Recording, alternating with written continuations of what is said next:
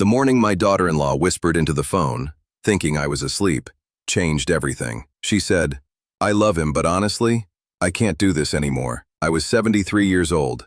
I'd built a career, raised a family, survived the loss of my wife, and now, apparently, I had become a problem to be solved. My name is Harold Simmons, and what I'm about to tell you took me 4 painful years and over $190,000 to finally learn. I tried everything they tell you to try when you can't live alone anymore. Moving in with family, hiring caregivers. I even spent 3 months in a $3,400 a month assisted living facility, a clean room, a meal schedule, a nurse who knocked on my door at 9 p.m. to tell me it was time to sleep. I was 73. I hadn't needed someone to tell me when to sleep since 1962. Here's what nobody in the elder care industry, and it is an industry, worth over $550 billion a year, wants you to figure out. The traditional options aren't just expensive, they are designed to make you dependent. But there's a different path, one that costs less than $600 a month, that gives you back your dignity. And that, according to researchers at Harvard School of Public Health, may actually help you live longer than assisted living does. I'm going to show you exactly what it is. Before we go any further, I want to ask you a quick question. How old are you? And are you watching this for yourself or for someone you love? Drop it in the comments right now.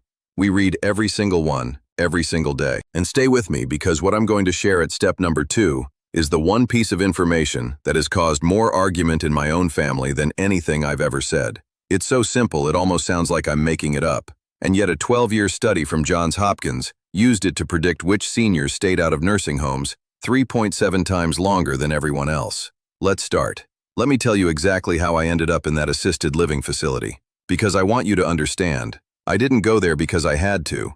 I went there because I had run out of ideas. After my wife passed, the house got very quiet. I could manage the basics, cooking, driving, paying bills, but slowly, small things started slipping. My balance wasn't what it was. The stairs took longer. One afternoon I dropped a pot of boiling water and caught the counter just in time. My son Marcus said, "Dad, you need help." And I agreed. So we tried living with family. Marcus and his wife welcomed me warmly. The first 2 weeks were wonderful. Dinners together, my grandkids running through the house. But by week 3, I started to feel it. The way the conversation shifted when I entered a room. The way my daughter-in-law paused before answering when I asked if I was in the way. I wasn't a grandfather in that house. I was a liability. 3 months later, I moved home. Then I hired a part-time caregiver, $3,800 a month. Then a second one when the first left. Then a third. The turnover was relentless. Every new person meant explaining everything from scratch. Every month the savings statement looked worse. And then Marcus found the facility. Clean, organized, medically supervised, and a schedule that felt less like care and more like a controlled experiment.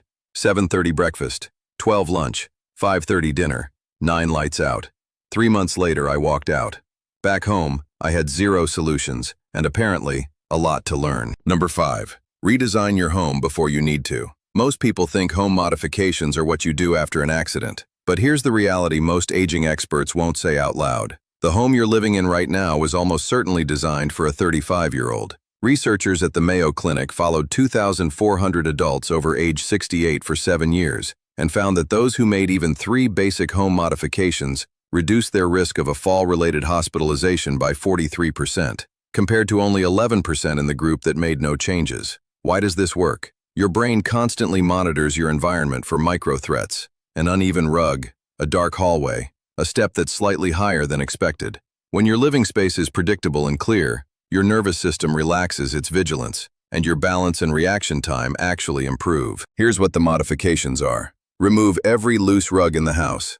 Not roll them up, remove them. Install grab bars in the bathroom beside the toilet and inside the shower. Replace round doorknobs with lever handles, because arthritic hands lose grip strength before they lose anything else. Add motion-sensing nightlights to every hallway and staircase. And if you have stairs, move your daily life, sleeping, cooking, bathing, to one floor. Imagine you're rewriting the house's instructions for an older operating system, not downgrading, optimizing. The total cost?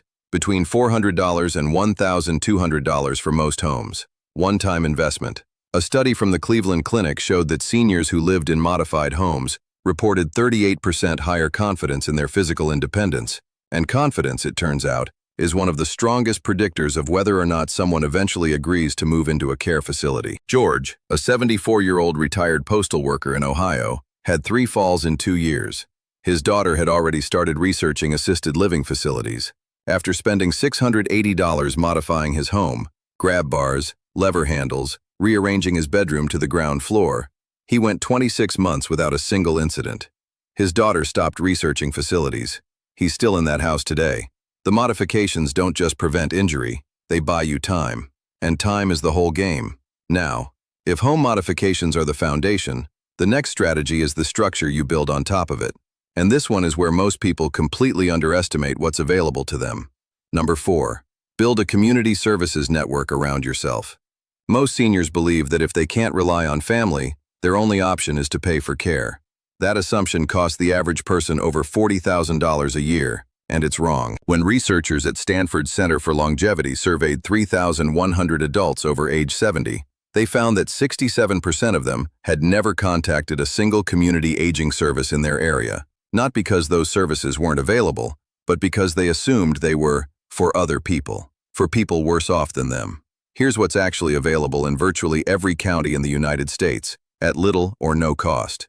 Area Agency on Aging offices, every county has one, can connect you with meal delivery, transportation to medical appointments, prescription pickups, and home safety checks. The National Institute on Aging estimates these services, if purchased privately, would cost the average senior over $28,000 a year. Senior centers aren't what they were 30 years ago. The new model is activity-based. Fitness classes, computer training, volunteer driver programs, social groups. They reduce isolation, and according to research from the University of Michigan, seniors who use them are 2.8 times less likely to report clinically significant depression. Faith communities, neighborhood associations, and mutual aid networks often fill the gaps no government program reaches. They show up when your power goes out. They check on you during a heat wave. They remember your birthday. The biological mechanism here is more powerful than most people realize. Social engagement activates the prefrontal cortex in ways that slow cognitive decline. Isolation, by contrast, has been shown by research from Brigham and Women's Hospital to raise cortisol levels to the same degree as smoking 15 cigarettes a day. Patricia, a 71-year-old retired accountant in Georgia, was spending $3,200 a month on a part-time caregiver, mostly for transportation and companionship. After connecting with her local Area Agency on Aging, she replaced $2,600 of those services for free. She used the savings to renovate her kitchen. She still lives alone. She's 76 now. Before we continue, if what you're hearing is already shifting how you think about your options, please hit the like button and subscribe. The algorithm only shows this channel to people who need it if you help us reach them. Hit subscribe. Hit the bell. It takes 3 seconds. Number 3, the medical advocate system. Here's what most people think. You see your doctor, the doctor tells you what's wrong, and you follow instructions. But that model was designed for patients in their 30s and 40s. For seniors managing multiple conditions, it almost always fails. A landmark study published in the Journal of the American Geriatric Society tracked 1,847 adults over 65 across 14 major hospitals and found that those who brought a designated medical advocate to appointments had 47% fewer medication errors, 52% fewer unnecessary hospitalizations, and reported 3.2 times higher understanding of their own care plans, compared to only 18% in the group attending appointments alone. Why? Because when you're sitting in a doctor's office and you're anxious, and the doctor has 11 minutes, and the medical terminology is moving fast, you miss things. Your advocate doesn't. They ask the follow-up question. They write down the answer.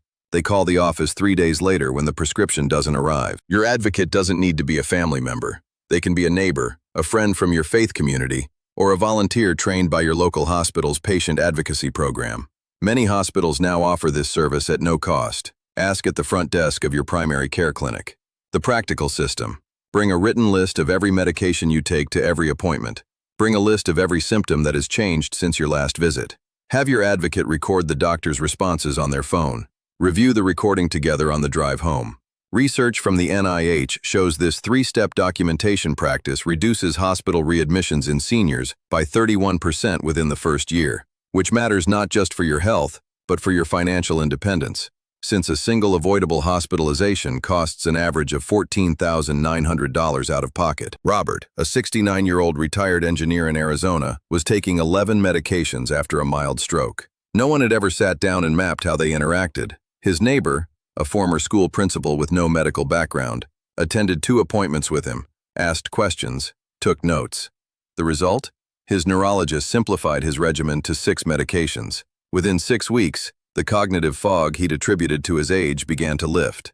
He started driving again. Number 2, the mutual exchange model. Here's what I want you to hear carefully, because this is the part that sounds too simple to be powerful. Most people believe care only flows in one direction, from younger people to older people, the healthy to the fragile, the able-bodied to those who need help.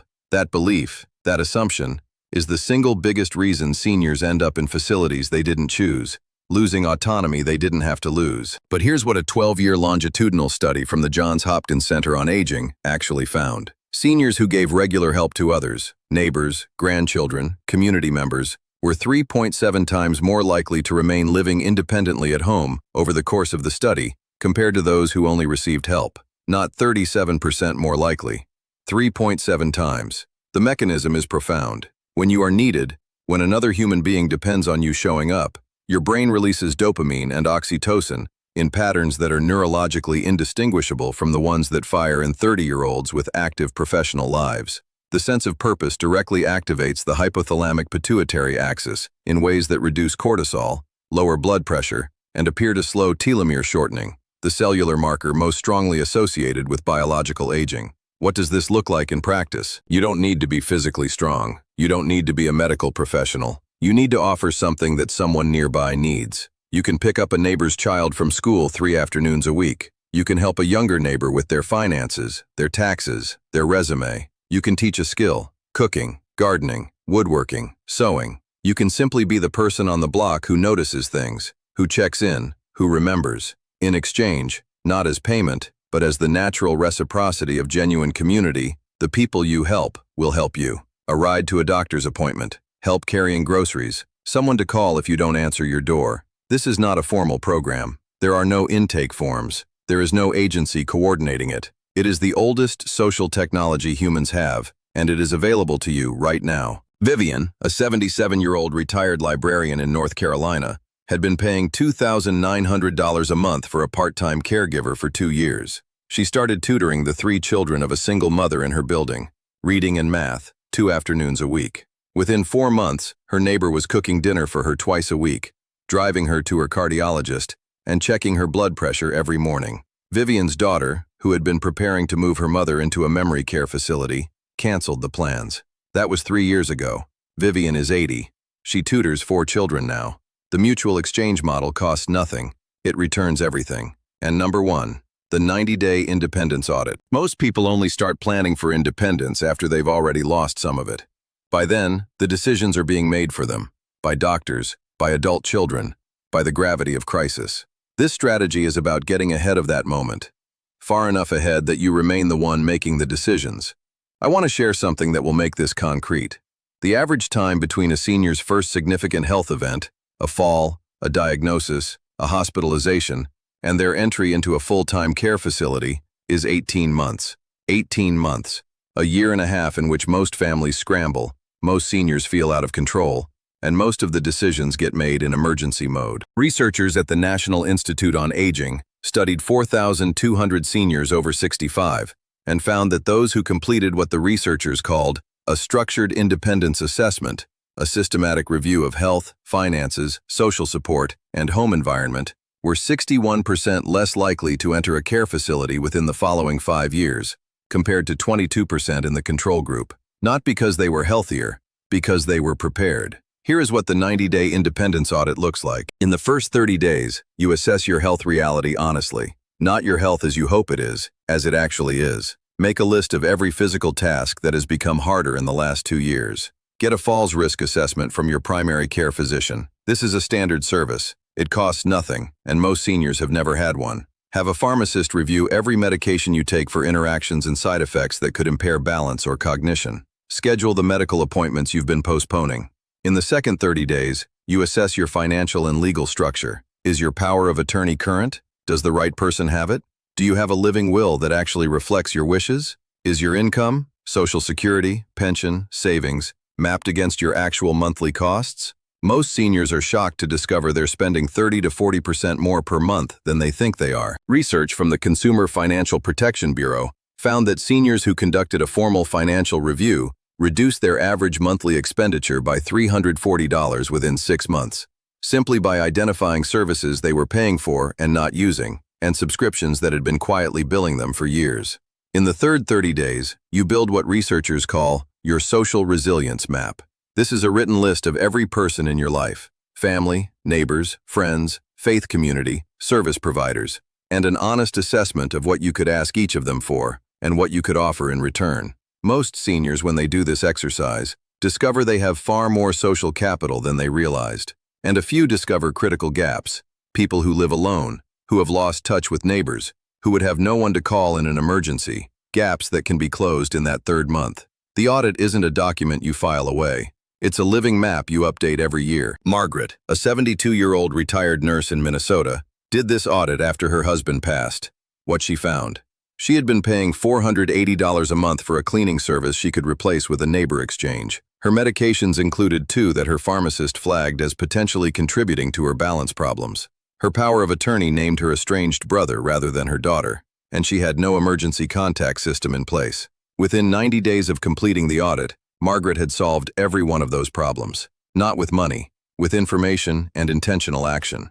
2 years later, she told her daughter, "I finally feel like my life is mine again." A Harvard School of Public Health study tracking 5,100 seniors over a decade found that those who maintained what researchers called perceived autonomy, the subjective sense that they are in control of their own lives, had a 44% lower mortality rate and a 57% lower rate of cognitive decline compared to those who reported feeling that decisions were being made for them.